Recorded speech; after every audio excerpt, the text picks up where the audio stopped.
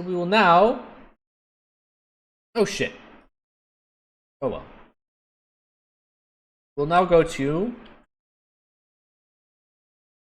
Maleouf, who's a 4100 Pharah. Don't really look at the junk. He plays Junkrat for like a second. So that was the end of that review. We're starting the next one. If no one picked that up. And what I plan to do here is I plan to kind of go over the same things that we went over before in the previous one. We're going to see the similarities of a 4100 and a 1700. Now, they're going to be the same issues, but to different degrees.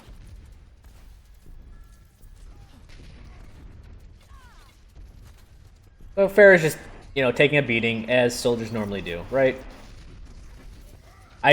One comment I will say before this, I like this person's concussive mind usage. So we have Pharah. She's really good at removing Symmetra's turrets. Oh, you're being a dick. But yeah, she's really good at removing Symmetra's turret around corners and whatnot. And so this is what using your long range to your advantage looks like. Keeps on getting away. They trade picks, but this is the type of, I think all this is really good pressure for Pharah right now. You force people to make low percent accuracy shots on you while you keep hitting them. Oh, il m'a solo ult. Here we have a quick ult. And then you kind of dive. He gets away, it sucks, but you turn around, you get that.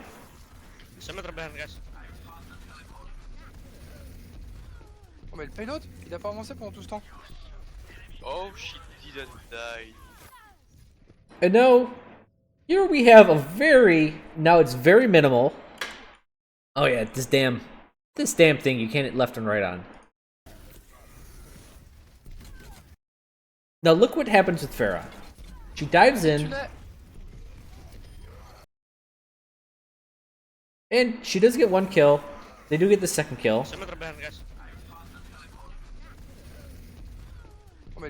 But you see for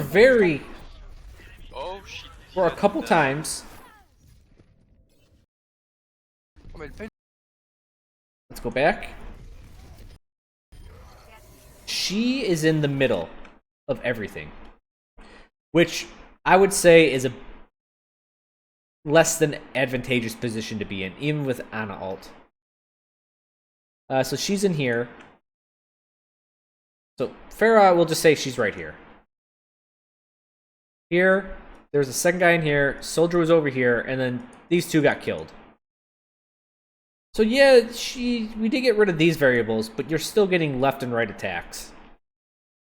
Also, they're getting reinforcements, so it's dangerous to be in the middle.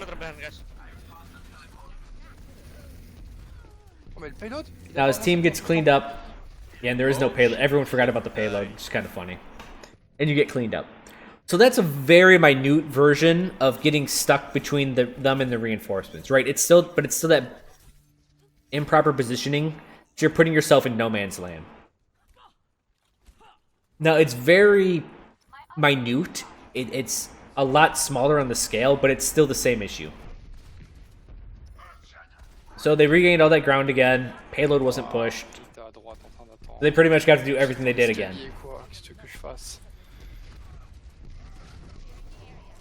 And good because of usage.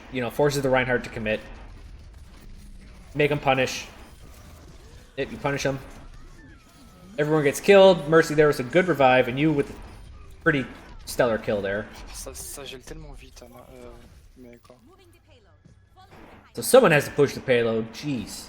Damn teammates.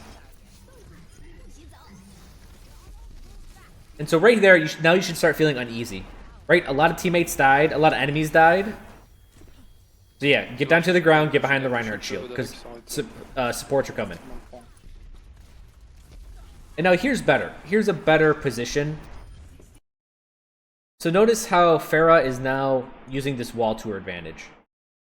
More importantly, if this was the top, the roof, she can go up and over.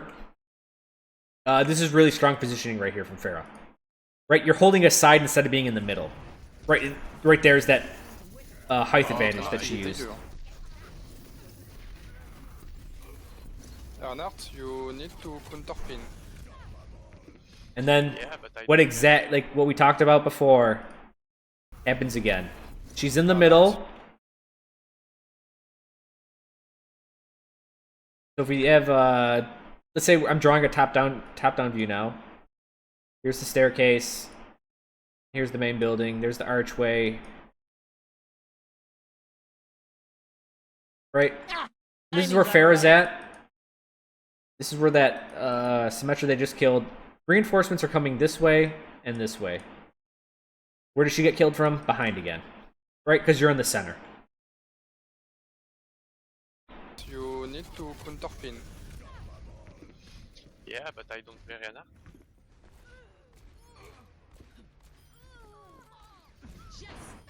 So again, it's on a smaller scale. If you have cooldown charge. But the positioning is, I don't want to call it aggressive, but you're putting yourself in harm's way, right in no man's land, between the reinforcements and the main team. Now this is great Pharah. This is like right there is phenomenal Pharah work.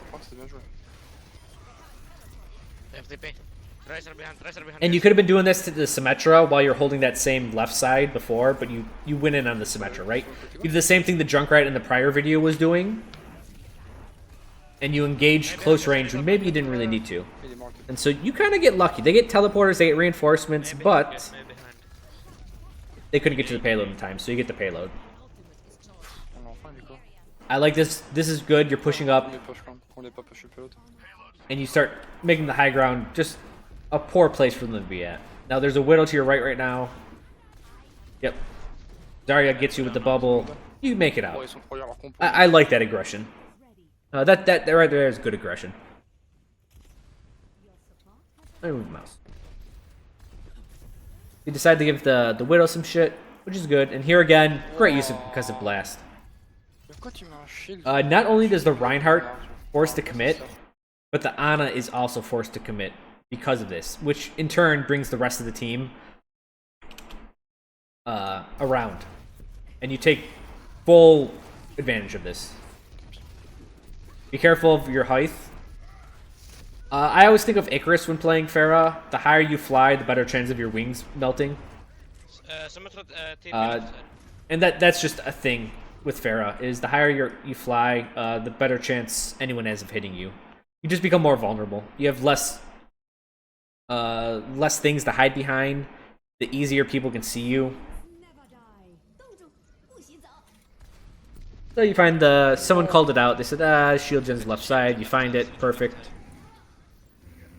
And this is Pharah 101. Using the high ground like that to get right around a roof. Sucks, I thought that was a kill too. I like this ult because you use the cart for some cover. You also get a lot of kills from it. And then again, you can use this very close high ground to your advantage. Right, this is where these corners, outdoor corners, is where Pharah shines extremely hard. This is a burst. Like I said, Pharah and Junkrat, they move in bursts. So that was a really good burst movement. You hit the ground as fast as you can. Like this is solid play. I would actually hold closer to this wall. Just because people shooting out here, they could have hit you because you're a little bit low. You can fly a little bit higher, and all of this gets removed. Right? They can't shoot you, and then you can focus the Diva alone. You just have to worry about travel time for rockets and predicting a little bit more.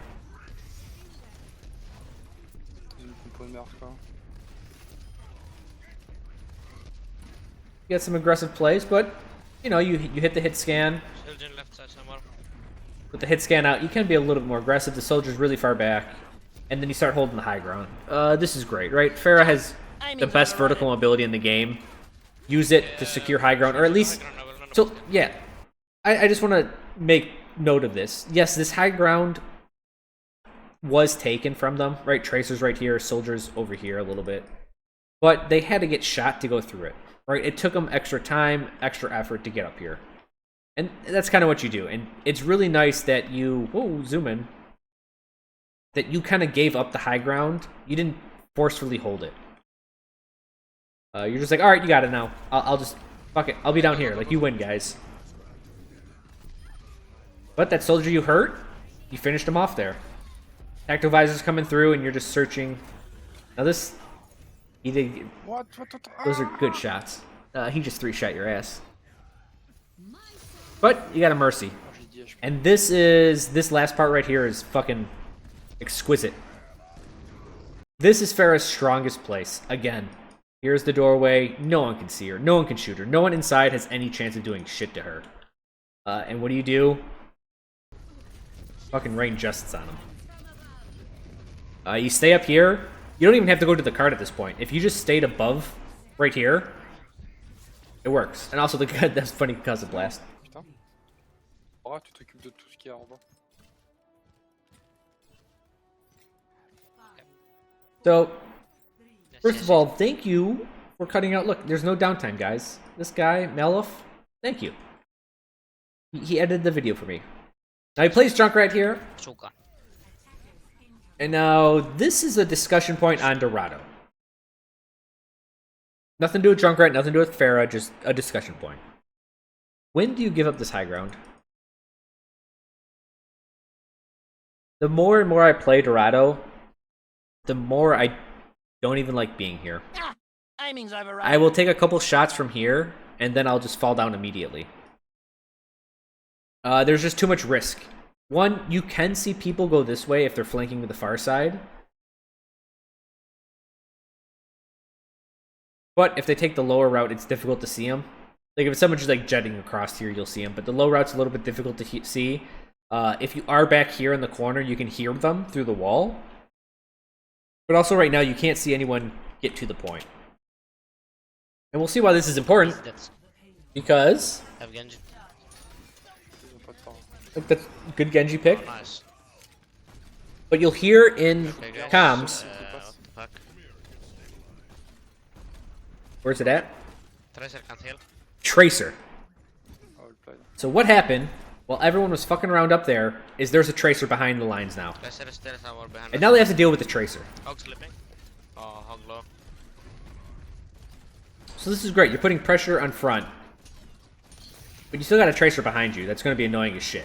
Secondly, Tracer behind, guys. because you're not in the room Yeah, we don't tracer. and you're shooting too much, you couldn't hear the Widow flank. Product high ground. If you were back more, you would have heard the Widow grapple hook, and you would have known she was behind you guys. Guys, what the fuck? So, come on a teleporter as Hog, immediately get a kill. Jesus Christ. Problem is, Widow Tracer's still behind you, just fucking up everyone's day. There's nothing Junkrat or Roadhog specific to talk about here. Simply, don't hold the roof of Dorado for that long of time.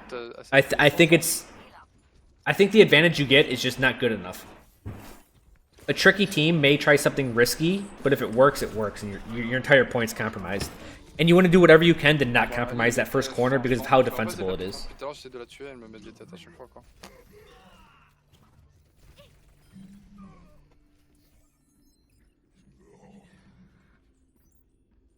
So, he makes the choice to go to Zarya. Cool, good choice.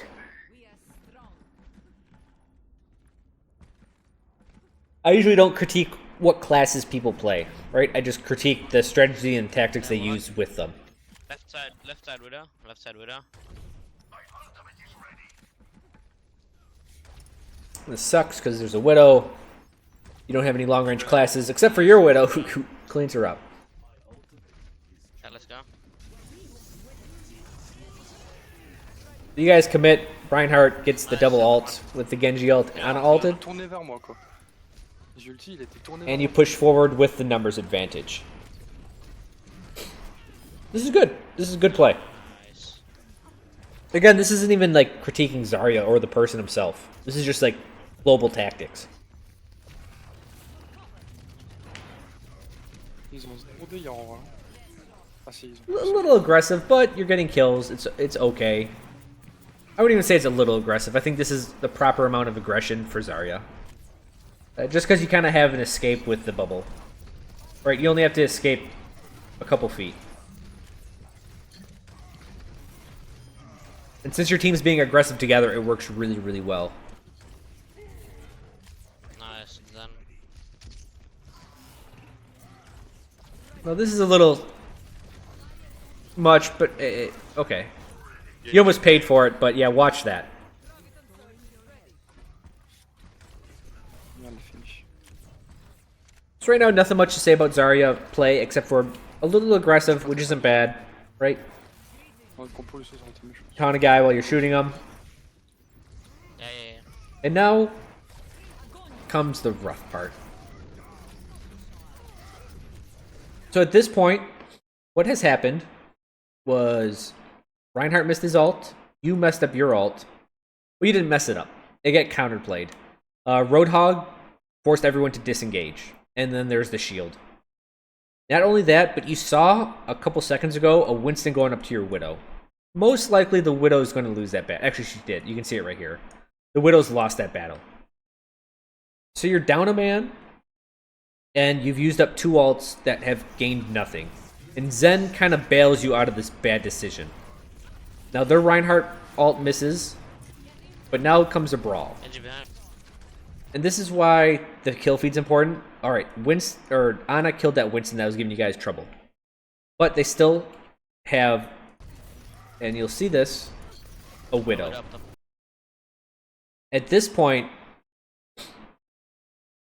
if we do a top-down view of Dorado, so this is like the second point of Dorado, right? It's a horseshoe.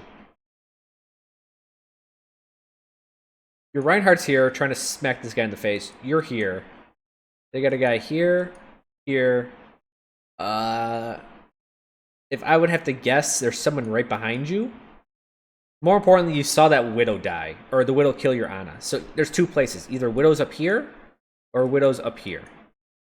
Right, those are the 2 worst places for a Widow to be when you're playing against her, so that's probably where she's at. Yeah. And already, with the numbers disadvantage, I don't know where the rest of your team's at, but they're behind you. And we already see, even if this isn't true, like, this is a death box for you guys. The numbers advantage is surmounting at this point. You lost 2, they lost 1. And you lost 2 of your backliners. So let's see what happens. You almost get, like, that's so close. You get hooked. And now it's a 3 up. There's that Widow doing damage from behind the entire time. You kind of got...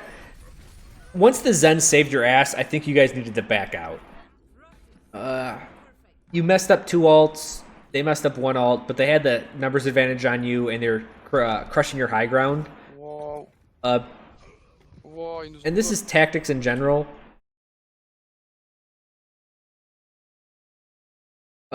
If they're crushing your high ground here, it's one option to commit harder here. But if you've lost the high ground and it's with a strong enough force up here, you need to back up, and you need to back up as soon as this is lost, right? Essentially, as soon as you lost this, you guys need to start going up back here. You have to move with the lines of combat, even if they traverse flanks or not. Right? Just because the high ground's a high ground, you consider a different part of the battle, doesn't mean you can't move with or against it. Go, go, go. I'm coming. Fast. Okay, you guys go contest. You Go need to contest. Oh, I love that panic. Genji, get your back lines, and you're kind of stuck here in the middle. This is the advantage. This is how dive comp works, by the way. So there's actually not much you could do here. I don't even want to critique your play, because what happened was, here's the point. Your teammates were back here. You and Ana were out here. This is the strength of dive comp. They went here immediately, and they started attacking these 2 guys. You could go left or go right, but it's so far away you can't really reach back here, and you can't really reach where your I believe your Reinhardt charged this way.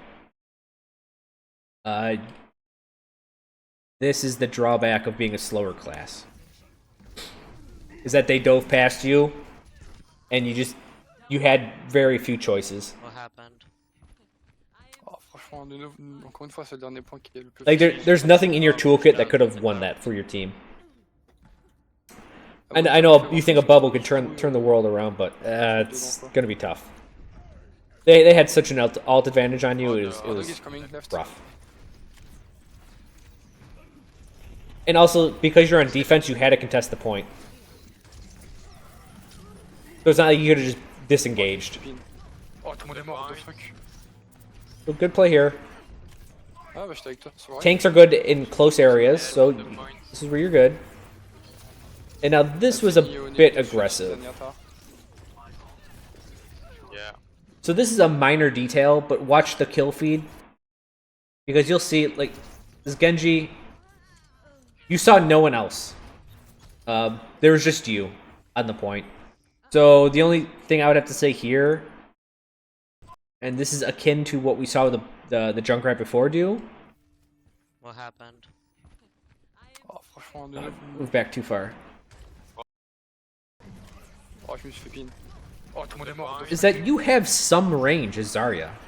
She's not the worst. So at this point, when you saw everyone die and it's just this, you could have stayed up here and stayed alive. Right. Only the Genji could have traversed up there. And now killing the support is that... And you'd have to... This is a tough call. You have to weigh killing the support. Which is a tough decision. You deny her from getting overcharge, at least when healing allies. But she's still going to get that 1% tick every now and then, right? J'ai presque l'ultime aussi. Le truc c'est qu'il doit jouer Zen, hein? So I don't want to critique that decision too much, but I think you could have done damage to the Ana and even killed her from up top.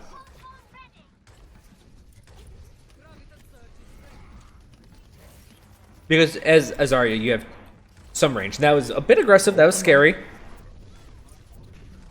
I guess I'll just coming top left. Guess I'll just stay high ground, I will Oh, there's the Tracer in there. He gets a kill. No, Oh, so close. And now you can see the Reinhardt shield, they're taking high ground. They probably still have the Hog in the low ground. Ult them.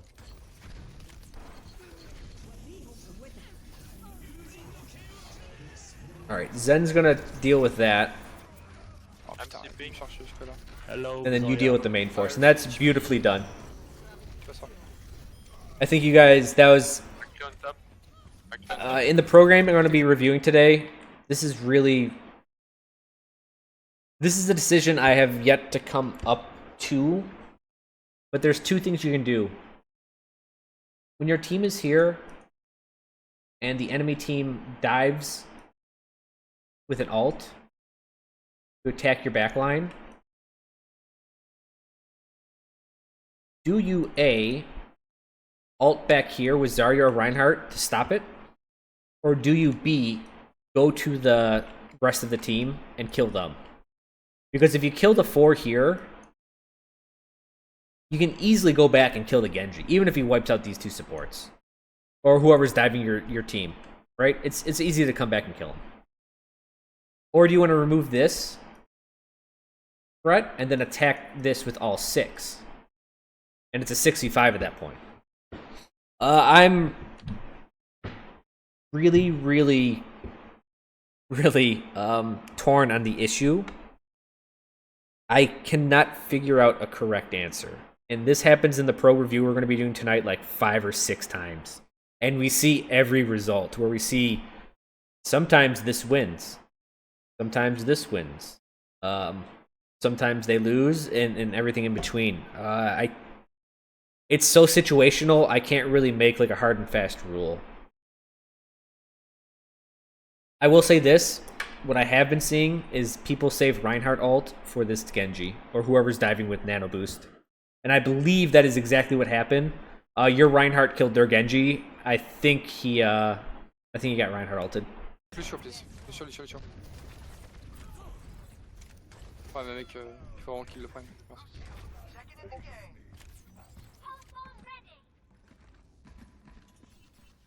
But I think it was a very good defense.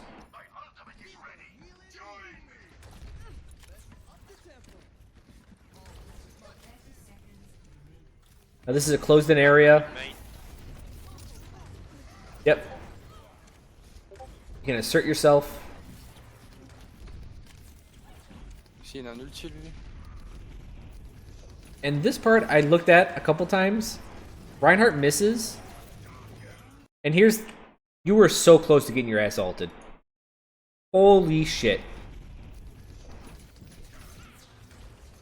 Once he missed the ult, Hammer was coming down, your Reinhardt charged them. But what was really good is that you used both. So even if he got off the ult, it didn't matter. You would have stopped him. Right? You and the Reinhardt wouldn't have been hit with the ult. So that's a very, very good play from you. And from here, it's just clean up. They got weak classes, light classes. And they have to get to the point, right? They have to get somewhere. So you can just hold that area and you're good.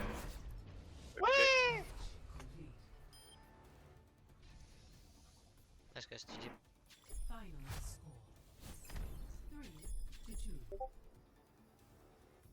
Je vais m'en rattraper mes gold médailles quoi. So that was a good game. And now for the triangle. So here's the thing that I wanted to like reinforce.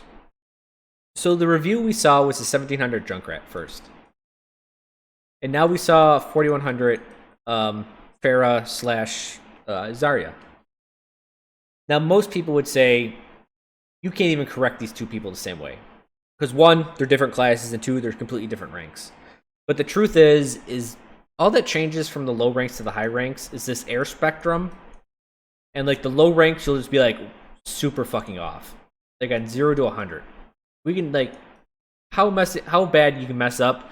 Like low ranks will be here at 100. And now high ranks will be like here at like 15. And let's just say this is positioning. The truth is it's the same issue for high and low ranks. It's just that the air of, or the percent wrong they are, is the difference. And this is why I tell people, I'm like, look, you may not think you can learn anything from the 1700 person, but you can. At the same time, just because a low person's watching a high person's play, like, maybe they need more skill to play like this. So someone would say, oh, you can't learn much from someone that much higher than you because you can't play like they can. You can whittle this down to the fundamentals, which is what I like to do. And you can go, oh, no. We can learn something from this. These two people, completely different classes, completely different skill. Hell, I think one's North America and one's Europe, so we can say different parts of the world, different meta, yada, yada, yada. Same fucking issue. We're all fucking humans. We all do the same shit. And so what did I find similar between these two? As Pharah and as Junkrat, you guys were being aggressive, and you weren't counting on reinforcements coming in. Also, you were being aggressive in the middle. Right? You're just a bigger target here. Now, you did have your team here, so it may seem like less wrong, and maybe it is a little bit less wrong, but that's still wrong. You get what I'm saying? You're still a bit out of position.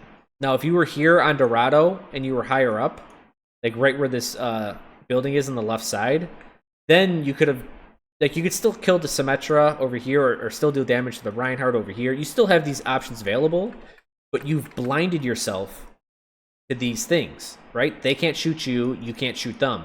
More importantly, because of the roof, if you do want to engage them, you can go up and over and you can get a really good flank on them. This is exactly the same issue that the Junkrat was having at 1700. He was being too aggressive. He was shooting this person and then gets flanked from behind because of the reinforcements. Both Pharah and Junkrat are long-range classes. It's good that you can kill someone closer, but you also need to be able to kill someone far away. And I know people think far away shooting is spam, but it's not. You can notice movement. You can start getting really accurate shots. This is one of the big ones. I would actually consider this akin to both of the issues of being over-aggressive by being too close with the long-range class. And also, so like the distance here was very small. It could have been more. And also positioning in the fact that you're between the enemy and the reinforcements.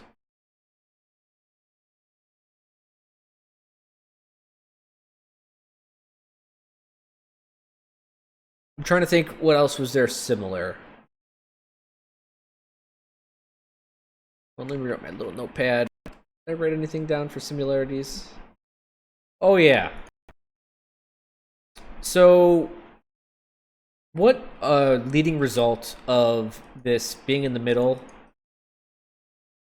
I think, stems from, and not seeing the reinforcements come in, is tunnel vision. Pharahs have a really weird emotional scale. Like, Pharah's scale of aggression goes to, like, making breakfast for you, you know, in the morning, to a rocket did 3 damage to you, and therefore I have to hunt you down and kill your family. I believe a lot of Pharahs, as soon as they do some damage to someone, they believe it's their job to follow up, and they don't want to let their prey get away. The Junkrat was having the same issue. Like, you guys just focus on one specific thing, and then you just follow it till your death. This is... First of all, it's your issue, right? And I don't know if people know this, but it's your own tension doing it. It's your own mindset that you have to, like, go on this guy, and because you put in some effort, you can't just let it go. Sometimes you have to, no matter how much you put something in, just because you invested a lot of time into this doesn't mean you can't just let it go, right? You can do something else. You can let it go, shoot these other guys, right? A funny actual thing of this, and this is gonna be one of those fucking weird things that I do, guys.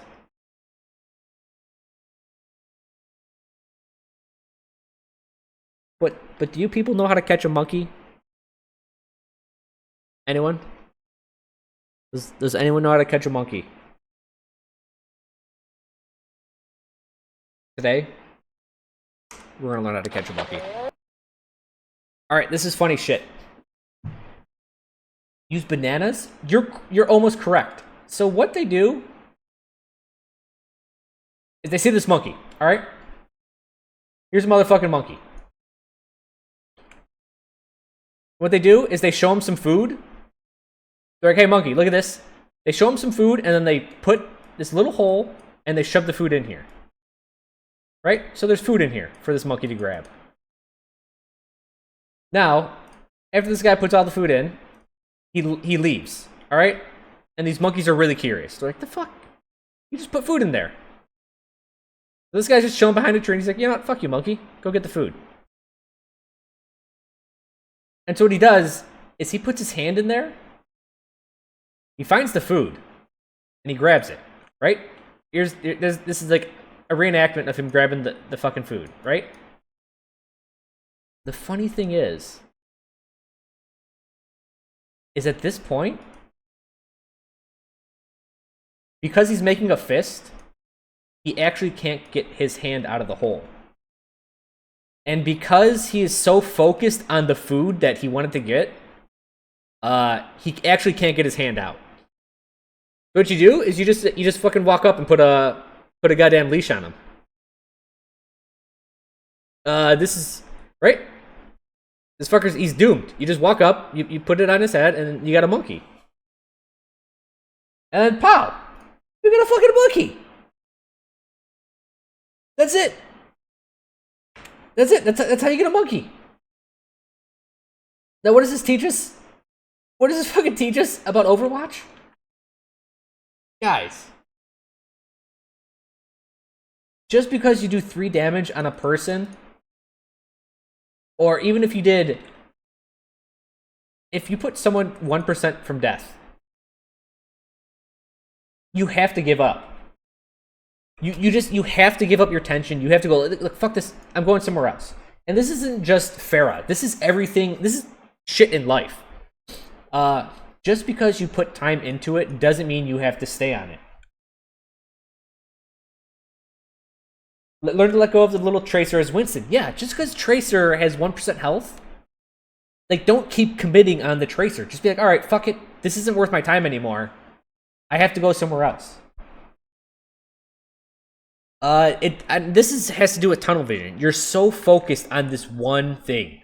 You're so focused on just this that you forget that you're fucking surrounded, right? This is what happened. And you're like, oh, where's my team? Why wasn't I get healed? I was doing damage.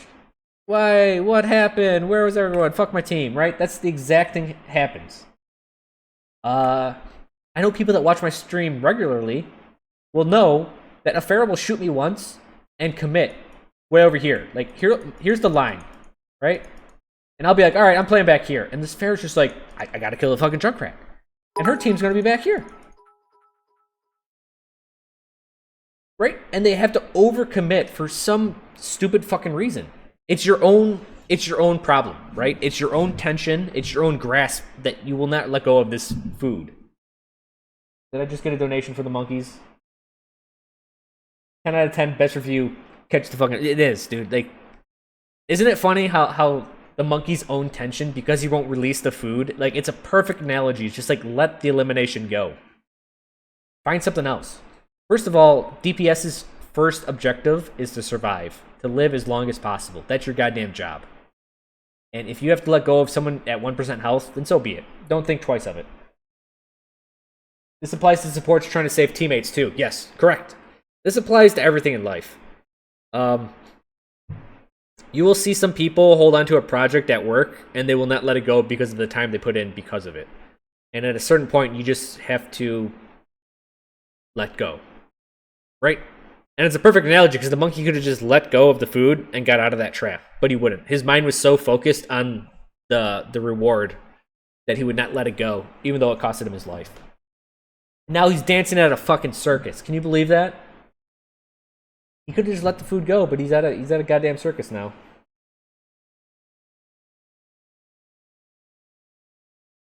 This applies to money. Yeah, it applies to everything, guys. It's your own tension that's killing you. Yeah. Both the Junkrat and the Pharah did this. They commit too hard. They get tunnel vision. They see a reward, and they're like, oh, I gotta get it, and you forget that you're surrounded by enemies. And because the enemies aren't there at first, because they're reinforcements, it's even more of a hidden flaw.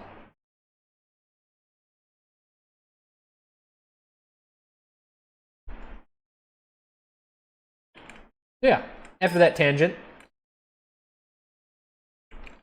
what can we tell Maleouf? What can we tell you? One. Your mechanics on Pharah, they're pretty good. You're hitting your rockets. You got some direct hits, you got some splash kills, you got some long range kills, you got some close range kills. It seemed good.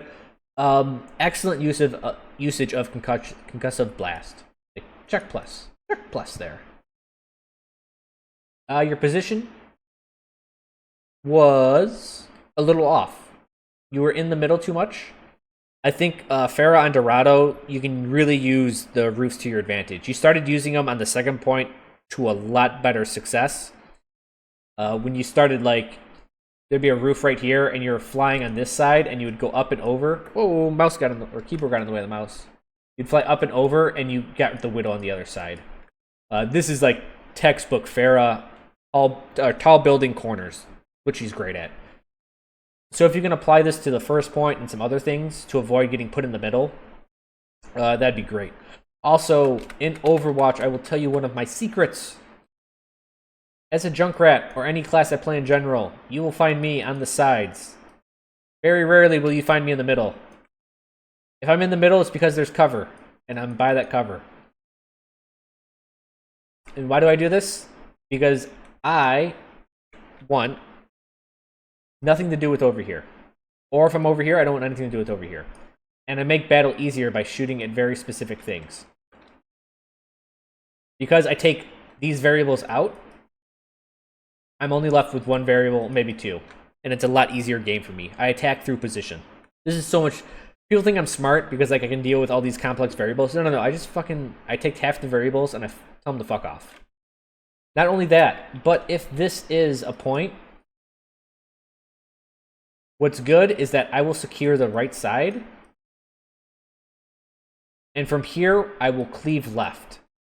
So it's a common theory for me is when there's a lot of chaotic things going on, I will pick a side. I'm picking right side. I make sure this is safe, and then I cleave towards the center. And what this does is it makes my right side safe, so I don't have to think too much, right? I remove variables.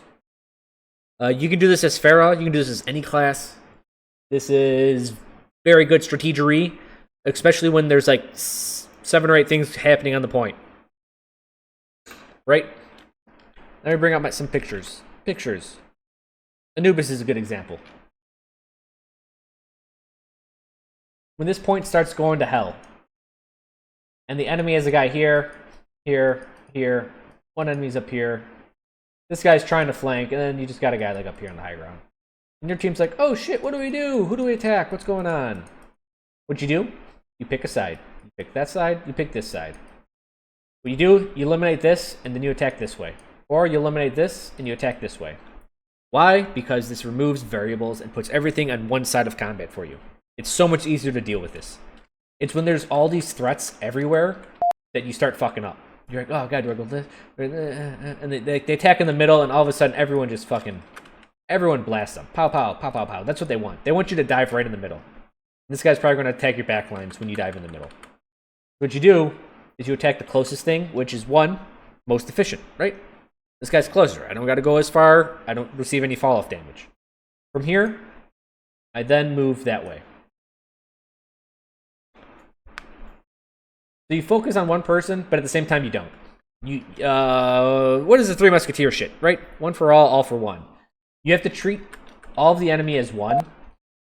So you treat this entire thing as one formation. Right? They got the left and right flank on you. So this is kind of like a bullhorn formation just going after a single person. At the same time, you have to see, like the forest for the trees or, all for one for all. You have to see the one person in it as well. You have to treat the all, and you have to treat them as one. So as soon as you treat this, you notice that the all gets significantly weaker. Same thing this side. If I take out this, significantly weaker. If you remove this, this becomes the front line instead of like that, right? That's difficult to deal with. That's complex. It was rough to make that shape with my mouse, right? But if you remove one variable, it's like, oh, fuck, easy, right? You remove this guy, oh, easy. Well, oh, easy. Wasn't so easy. It took me 2 tries, but that's a lot easier.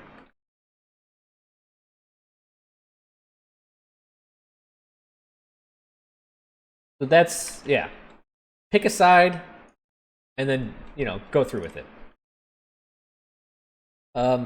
And that was wrong, both the Junkrat and your positioning, and that's the dangers of being in the middle. Besides the obvious ones of, there's a person here and reinforcements came in here. Right? This is too many variables. It's too complex. I'm not that smart. I don't like dealing with all that shit. So it was a check plus here, right? We don't want to forget that. That was for the concussive usage. Really good. I like, you did that splendidly. Zarya, if we had to talk about action, a couple of your bubbles were off, but who gives a fuck? Like, you're not going to get 100% success rate on bubbles. But for the most part, you seem to have decent energy, like somewhat 50, right? It wasn't that bad. Your positioning, both Pharah and Zarya, you committed a little too hard at points. The ones I'm thinking of as Zarya is second point Dorado when you guys committed with the numbers loss, with the numbers disadvantage, and the Ana kill where you came down off the high ground to kill her. I think both of these were that tunnel vision where we're talking about the monkey and the tension. It was your own tension of grabbing, like you thought you had that kill or you wanted that kill so hard that you grabbed it and then you couldn't get away. and you lost your life because of it. And the most important thing, again, is surviving. The Ana you probably could have killed from the high ground. And the second point in Dorado, the problem was that your entire team overcommitted, and it's better to be retarded as a team than it is to be different. Like, it's better to all commit at once. Either you all die or you all live. So whatever, it happens. For the Pharah, it was the same thing. You put yourself in the middle a couple times more than I liked. You could have hugged a wall and cleaved to the center. The other thing, position-wise on Pharah, other than that, you were the correct amount of aggression, I believe, on Pharah most of the time. Yeah. Yeah, you really started playing the height advantage after the second point. I really like that. Your first point, you did stay far enough away and high enough that the soldier couldn't finish you off, and you got some good long-range pickoffs, which is good. Yeah, I'm pretty happy with your favorite position, pretty much. Logistics. You got around pretty well. Your decision making was good, except for what we've discussed in the position. Your logistical stuff, your flaws in position was because of logistics, right? You didn't hug the wall. You kept on going out into the middle. And that's because you went straight in the middle. You didn't really go this way and then stay there. As for your other decision making with the logistics stuff, most of your decision making was pretty good. I liked how you were aggressive on the second point with Pharah. You put pressure on the high ground, even though there was a Widow, you got away. You went around, you flanked to the right side of it to give some Widow some shit, and then you went back to the main part of combat. And that, just from this motion of you going from here to here, this is what a lot of people won't understand, is that you will catch people out of position when you're moving like this. So you went the left flank to put pressure on the high ground here. You went around the church to put high ground here, and as you cut through the center, you found the Reinhardt, and you pushed him into combat, which started that entire initiation where you got an Ana kill and yada yada yada. Being in motion is really strong. It's hard for people to get to you, and also you find people out of position more often. So I like that movement. I think you had good movement on all points. The first point, it's a little less flanky, or at least you took it in a little less flanky motion. You went straight on, so you weren't able to create this motion to the greatest success because there just was no flanks there. Information, I didn't see you take any. You didn't take any bad deaths from bad information. Pharah, you have the information edge on pretty much everyone in the game. Being high up lets you see everything. Lets you see the formation, lets you see the classes. You are more vulnerable in the air, but you were never really punished for that, even when they had a Widow. Like, they had a surprise Widow on you, and you just hit the ground right away. You also got Zarya bubbled, so that saved you. On defense, the Zarya... Oh! One thing, logistics... When you were Junkrat, and you guys held that first point, you were Junkrat and Roadhog, I would consider that a positioning flaw, but your logistics was not there. You guys were way too slow in rotating back to the center of the point. Also, it didn't give you information because you couldn't hear the far side. I mean, that was a failure at all levels, like from here down. And you couldn't skill your way out of that shit with the Tracer, Genji, and Widow behind you.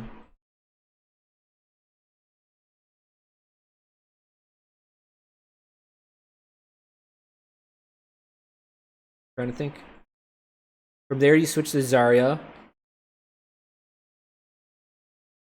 All, like, your rough plays were forced because you're on defense. You have to get to the point. Like, you had to jump on that second point on Dorado. And then, as you committed to the point, they jump past you to kill your backlines. That's the advantage of the dive comp. No, I don't. I'm not seeing any other big information things that you're messing up. If I had to correct one thing, and which I like to do for people, start implementing this, picking a side and cleaving to the center. I think a lot of people do it unknowingly. Like on the Dorado's second or third point, they'll take the high ground and they'll hold the high ground, which is on a flank already, and it allows you to do this naturally. But to do this when it's not common or not readily available is the difficult part. But if you can find that, like on the Dorado first point, like where you're just chilling right here, they can't, like this side can't shoot you because you're right below the roof, but you can shoot everyone else, and then you can go over the roof to get a really good flank. That's kind of like holding aside and cleaving to the center. That's really, really important. Also, it'll help you a bit with your tunnel vision, because if you keep the same position, you'll be less likely to engage on someone for prolonged periods of time. Both you and the Junkrat, you guys have tunnel vision to a point, and I think that comes with DPS classes. But it does hit supports too. I think that's just a human issue. Yeah, that's what I would fix on you. That's my big critique. Because that would fix holding your position. Again, with Junkrat, staying a little bit farther back. It's funny that I keep getting long-range classes, so I keep prescribing the same thing.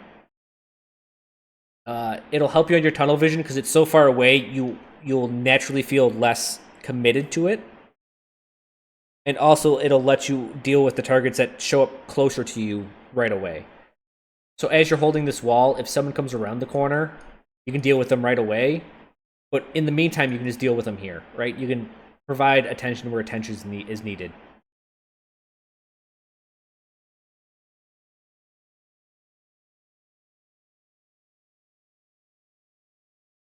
So yeah, just filtering out all this information will let you make better decisions.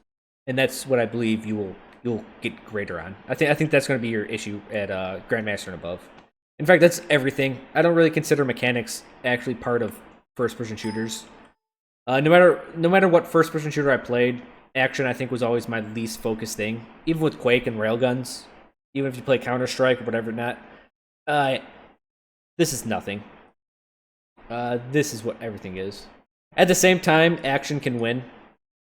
I'll say it again. Yin Yang. It's like thought and then action. The thing is while I perceive action as the weakest, and that's why it's the smallest, it's also on top, so it also can trump everything else. Every now and then you'll find a guy, you'll have perfect all of this. This will be fucking exquisite. And you'll find some motherfucker that's so good. He is so good that he just destroys you. And that's...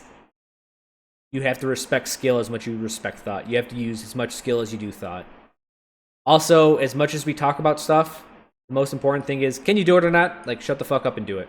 That's really important. Especially in this day and age. Everyone's a keyboard warrior. Everyone thinks they know what to do in the game, and you'll see people that are like, they'll correct pros. They're like, oh, this pro did X wrong and Y wrong and Z wrong. It's like, well, who the fuck are you? Oh yeah, you're a nobody. That's right. Shut the fuck up.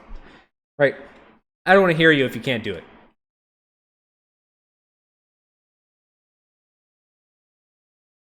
That's it. I think that's all I got for this guy. Any questions?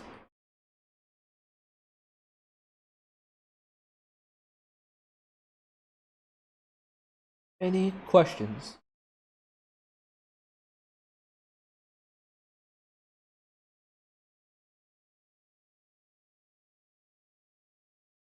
Nothing?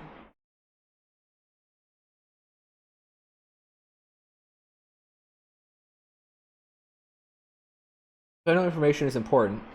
Information from voice and chat, good or bad. So, information is the most important. We can probably... I probably killed that video. Yeah, that's the Lunatic High video. Hold on. So we can go back to this Junkrat video. And I'll show you what... Right here. This is what bad information gets you.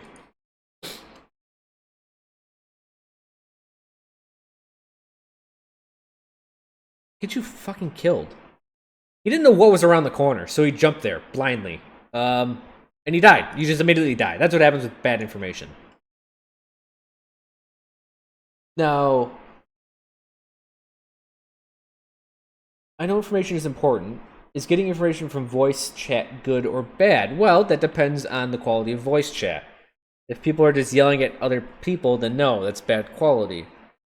The other thing is that you have to understand time. So,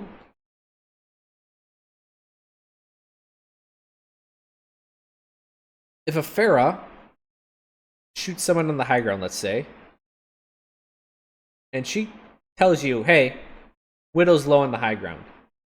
By the time she told you that, right, one, she had to process it in her mind. Two, she had to say it, which took time. Three, the VoIP latency from her computer to your computer. Four, your ears have to hear it. And five, you have to process that thought. All of this takes time. In this time, this Widow may have grappled over here, or the Widow may have grappled straight up and headshot you before you even had a chance. Voice is slow. Holy shit, is voice slow. It's one of the slowest things we can do. So, comms is good, and calling out stuff when it happens is great, as long as it's within a reasonable amount of time. Sometimes it can cause confusion. If a Tracer goes this way, and they're like, oh, Tracer high ground, and she zips this way, like, oh, no, Tracer low ground, and then you're like, whoop, whoop, whoop, up, right? And you made the wrong decision. And just being neutral may have been better, right? If you were neutral and you could see her and hear her, and you were like, all right, I heard a dash this way, then you would have been like, oh, that's weird, she's going that way, and then go this way, right? That would have been more effective. Voice chat isn't as amazing as everyone claims it to be, but it is really important and it is good. At the same time, I would never... I can't think of a single time that I would put someone's comms over what I've perceived in the game. I'm trying to think when I would be wrong from what I've heard to be different than reality. I think I can calmly say that right now. I will never put a call out above what I interpret the game to be. So while I do value comms, even though I never join, just because it's pubs, competitive mode in Overwatch is a joke. To be completely honest with you guys, it's a fucking joke. In 6v6 stuff at the pro level, then you use comms. But right now, in competitive mode, it's a bunch of bullshit. It's not as important as people think it is. It's still important, especially if you're not good at getting information from the game. Then knowing where someone's at by voice is really important.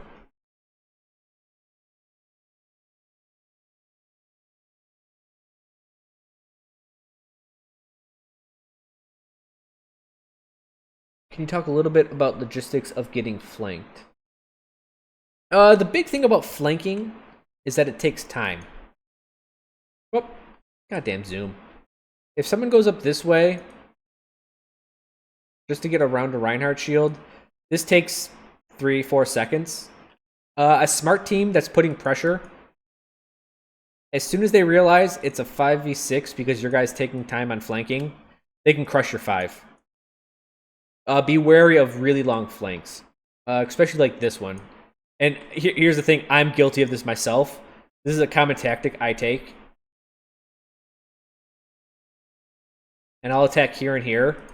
But this entire thing, it can be seen because it's very visible. It takes a very long time.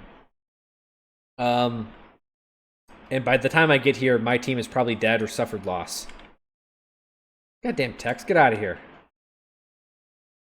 So they'll just crush this lower numbered. And it's my job to survive here for prolonged periods of time. If you ever wonder why I play and like why I'm so slippery, it's because I've had to be, because of my tactics.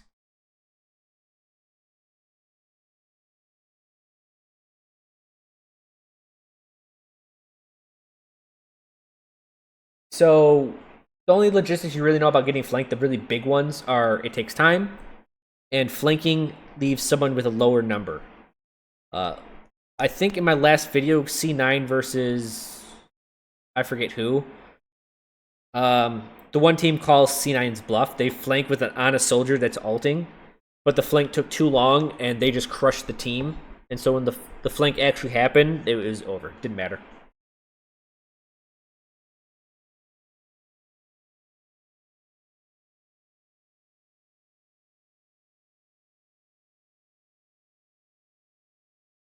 Next question. All right, so Elizuz asks a question I've been waiting for people to ask for a while now. So he says, any tips about using deception effectively?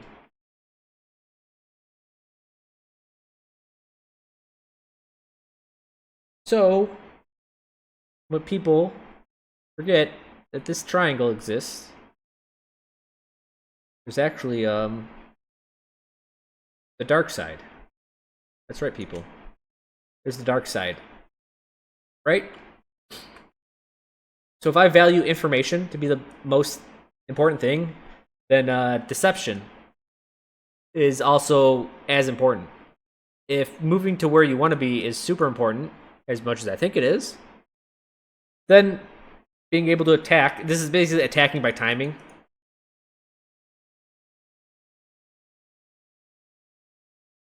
How to usurp position. And then here's the problem. You actually can't do, there is no negative to action. Unless you count stuns. That's all you got.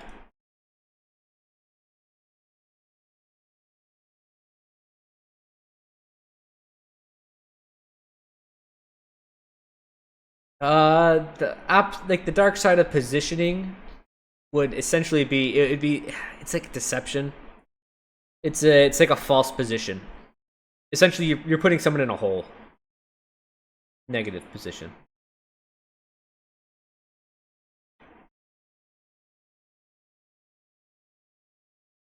So, how do you use deception effectively? Well, that's a difficult thing to say.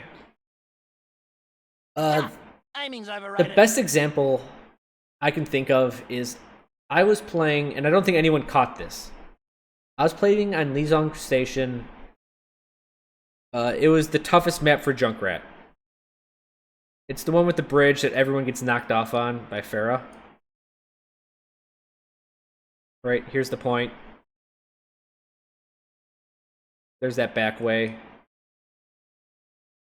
Big health pack right here. There's an entranceway right here. There's a doorway. It goes like this. I forget what it's called. So what happened was is that I was chilling here. And I kept on seeing a soldier do something funky right here. Like, he was a little bit out of position to the point where I'm like, all right, he's going to go this way. In fact, I know he's going to go this way because he has ultimate. We were at 80% on the point. And I was like, this soldier is going to flank us.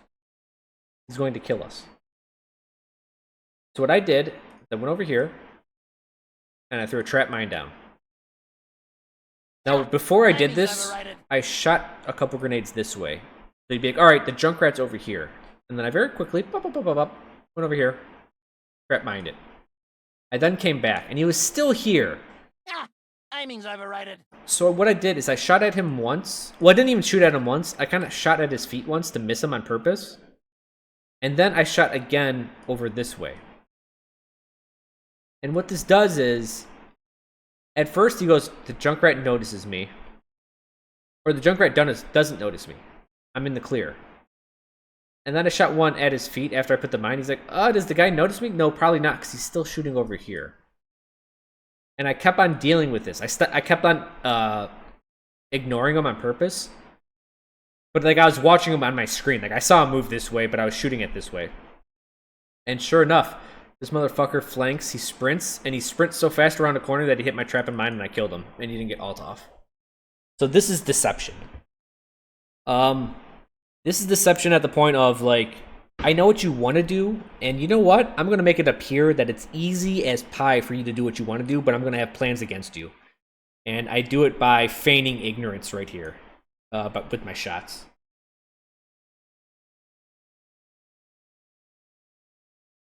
This is a good way to use deception. The problem with deception is that you don't know if it works or not, because it's all about what... This is really advanced shit that you're asking, and this is kind of what I do in the game, if you want to know. If I'm right here, and the enemy team's here, and here, and here, At any point in time, I am interpreting what every person is seeing and doing. At least this is what I try to do. I have to interpret what everyone believes the game is happening at that exact point, and I have to do the same thing for my team. But at any point in time, you need to understand that there's 11 other perspectives in the game, and you have to know what those 11 perspectives are. And from there, you can start manipulating perspectives. That's really hard to do at first. At second, actually, it's always hard to do. If you want to know why I survive for so long, is because I find gaps in people's perspectives, and I hide in these very small gaps. And I'll mind jump, and I know I can get away with a mind jump on this guy's perspective, just to land over here to get another edge.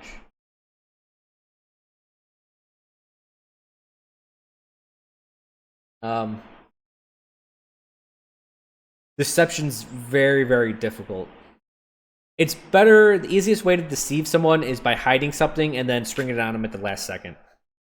Like a class change, if you're pushing very slowly up, and then but you actually have a dive comp, and then all of a sudden, everyone goes this way, right? And then not only Reinhardt charges that way. Like, you appear that you're doing one thing to do something completely different at a very specific notion.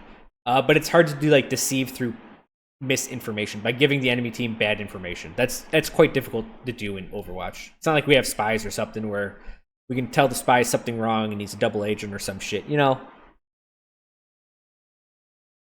I mean, you could shoot someone. We'll go over this today a little bit. But if an Ana is shooting someone here, I know there's someone here. So technically with Ana, if you were shooting a wall over here, healing no one, I'd be like, you would fool me for a little bit. I'd be like, who the fuck's she healing over there? And so I would be a little bit more apprehensive to be coming into this area if I couldn't see what you're shooting.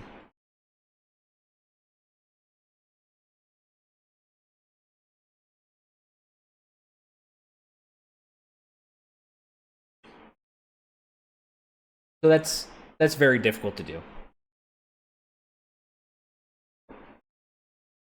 But that's what I think of deception on a very, very very high level talk about things. What are some other questions?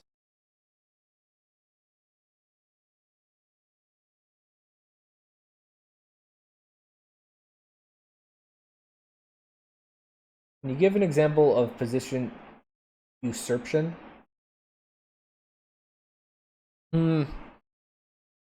With Junkrat, when anyone tries to go anywhere, I just try to make areas uninhabitable, I think. And I would consider that. So, Anubis. This is not Anubis. Up. Technically here, I'm at an inferior position, but because I'm shooting this way, I'm using Junkrat's strength of this being a choke point. Right, as far as I'm concerned, this is a hallway. Right? And so I shoot down this way. But you can do the same from here, and you can just make this ground really shitty to be in. And this is me from an inferior position, attacking a superior positioning and getting it. Just because this is kind of what Junkrat does. He's really good at this. Pharah can do this at any point in time. When you think you got the high ground, right, she just boosts up and she gets the higher ground.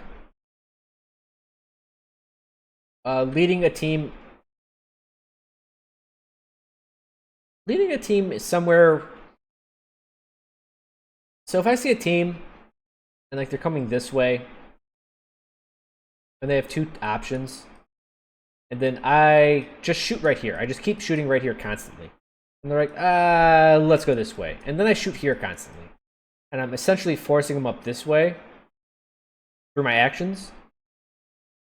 If you have a team here, or if you have people waiting to pounce on them, I would consider that usurping a position. If I'm forcing you into an improper position, You think it's proper, right? There's nothing wrong with going this top way. But you should have seen that I was really trying hard to make you not go this way. I was really denying this area to you for some specific reason. Like, I was ignoring kills. I was just trying to make you not go here. Then you would think something's up, right? This would be a little bit of deception thing.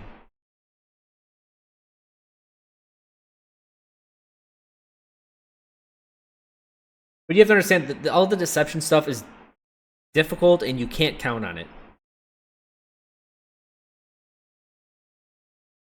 Just because if someone calls your bluff, you're fucked, right?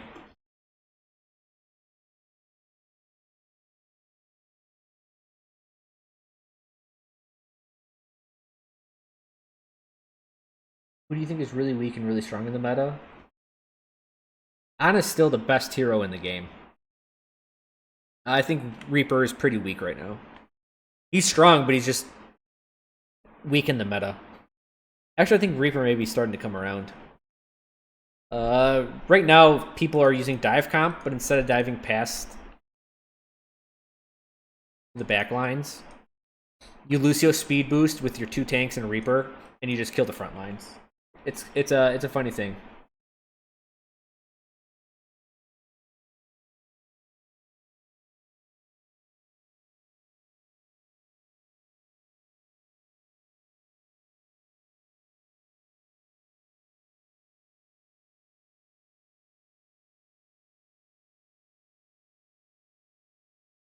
Deception on position on defense could be your tank slowly back into a point where the attackers can be flanked. Yeah, that would be it.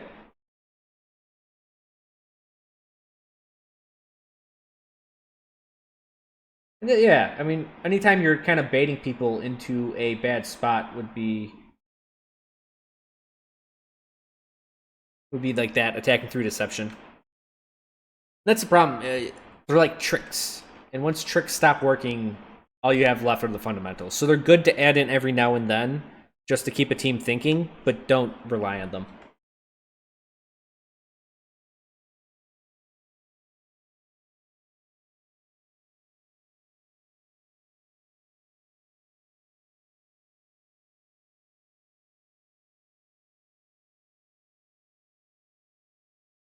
Trying to play more Winston. Should I dive more or stay with my team more?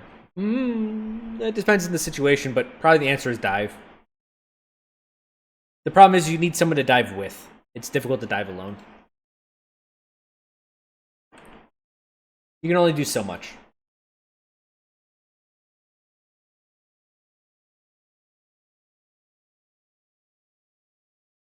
Yeah, it does depend on the enemy's setup.